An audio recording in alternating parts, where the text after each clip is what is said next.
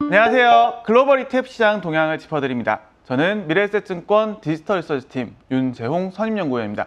자, 그럼 시장 동향부터 빠르게 시작해 보도록 하겠습니다. 이번 주제의 큰 틀은 금리 부담 완화입니다. 미국 국채 10년물이 주간 15bp 넘게 하락을 했고요. 이유는 크게 세 가지 정도로 좀 짚어볼 수가 있겠습니다. 자, 첫 번째는 지난주 금요일날 나왔던 미국 고용지표입니다. 미국 비농업 고용이 시장 전망치 그리고 직전치 대비해서도 크게 하락을 하면서 고용시장이 조금은 식는 게 아닌가라는 부분이 좀 부각이 됐고요. 두 번째는 이 파월 연준 의장이 이 스태그플레이션 우려에 대해서 없다라는 부분 이제 부인을 했다라는 점. 그리고 마지막 세 번째는 미국 재무부의 국채 발행 계획입니다.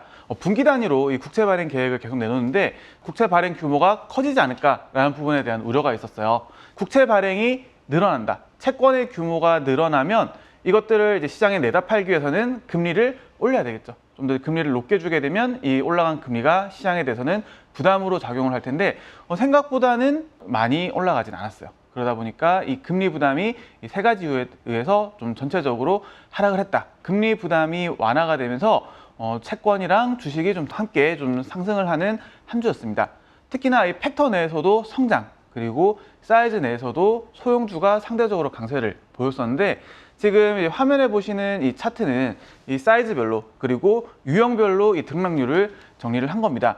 보시게 되면 이 대형주 내에서는 성장주의 상승이 눈에 확 들어오죠. 그리고 전체적으로는 이 소형주의 상승이 눈에 띕니다. 이 금리 부담이 완화가 되면서 상대적으로 이 소형주들이 강세를 보였다라는 점 기억해 주시면 좋을 것 같고요. 이 신고가 종목들입니다.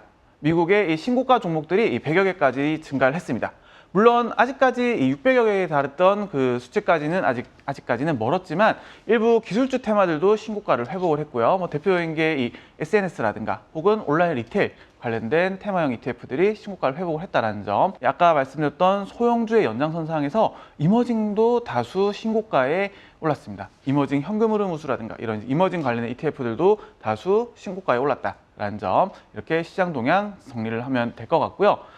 다음은 이제 특징 ETF입니다. 자, 먼저 중국입니다. 중국 최근 들어서 굉장히 강한 모습 좀 보여주고 있어요. 지금 차트에서 이 빨간색 선으로 나타나는 것은 이 중국 항생테크 ETF인데요. 지금 13%가 상승을 했고요. 지난주에 연이어서 7% 상승을 보였습니다. 단기간에 굉장히 이제 급등을 한 셈인데 그러다 보니까 가격 부담은 있지만 여전히 바닥 대비해서 굉장히 좀 강하게 올라오는 모습 보였다라는 점 살펴보시면 좋을 것 같고요. 그 다음에 보시는 것은 미국에 상장되어 있는 주요 국가들 ETF입니다. 중국 본토 ETF가 있어요. 이제 MCHI라는 티커로 이 미국의 중국 본토 ETF가 상장이 되어 있는데 지금 이제 연초 대비해서 9.7% 상승을 보이면서 S&P 500이라든가 나스닥 100 상승을 넘어섰습니다. 한동안 굉장히 주가가 부진하면서 조금은 이제 시장의 관심에서 조금은 벗어나는 모습이었는데 최근 들어서 굉장히 강한 흐름 보이고 있다라는 점 같이 봐주시면 좋을 것 같습니다. 다음은 이제 친환경 에너지 산업입니다. 친환경 에너지 산업은 금리 부담 완화의 연장선상에서 보시면 좋을 것 같아요. 어떤 태양광이라든가 이런 주요 친환경 관련된 기업들이 고금리 상태에서 굉장히 큰 비용 부담을 호소를 했었거든요. 그런데 금리 부담이 다소 완화가 되면서 이 친환경 에너지 산업 역시도 바닥에서 소폭 올라왔다. 그리고 같은 맥락에서 또 같이 볼 수 있는 게 어떤 유틸리티라든가 리츠 섹터 이런 것들도 같이 볼 수가 있겠습니다. 특히나 이제 리츠 섹터 같은 경우는 이제 미국 11개 섹터 내에서 유일하게 연초 대비 또 마이너스를 기록하고 있는 상태인데 이렇게 금리 부담이 좀 완화가 된다 전망에서 리츠 섹터 역시도 지난주에 반등을 보였습니다. 네, 다음은 이제 일본 엔화입니다. 굉장히 이제 시장에서도 관심 많은 통화 중에 하나인 것 같아요. 최근 들어서 굉장히 계속해서 이제 약세를 보이고 있다가 최근 들어서 조금은 이제 움직이는 모습 볼 수가 있습니다.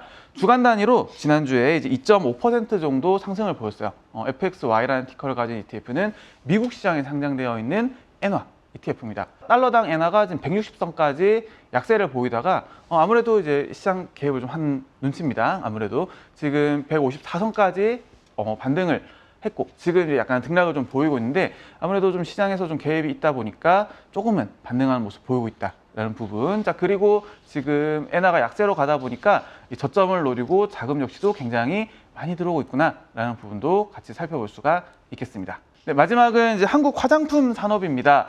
최근 들어서 굉장히 강한 모습 좀 보여주고 있어요. 그리고 지난주에 주요 주식형 내에서는 가장 높은 좀 상승률을 보였고요.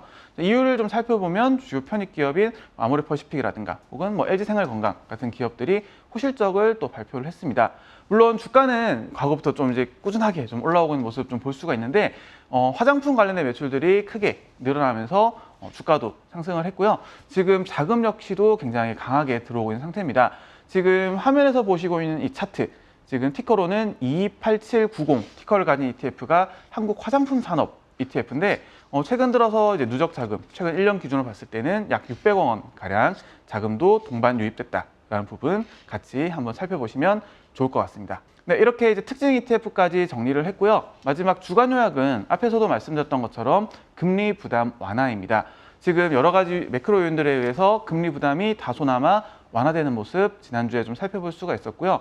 이런 부분들 계속해서 좀 관찰이 된다면 어떤 반도체라든가 이런 핵심 산업 외에도 오늘 살펴봤던 어떤 친환경이라든가 뭐 리츠라든가 이런 부분들까지 혹은 중소형주까지도 넓혀서 살펴보시는 것도 하나의 좋은 방법이 될 수가 있을 것 같습니다. 네, 이번 주 이제 준비한 내용 여기까지고요. 다음 주 역시 좋은 내용으로 함께 돌아오도록 하겠습니다. 저는 윤 선생이었습니다.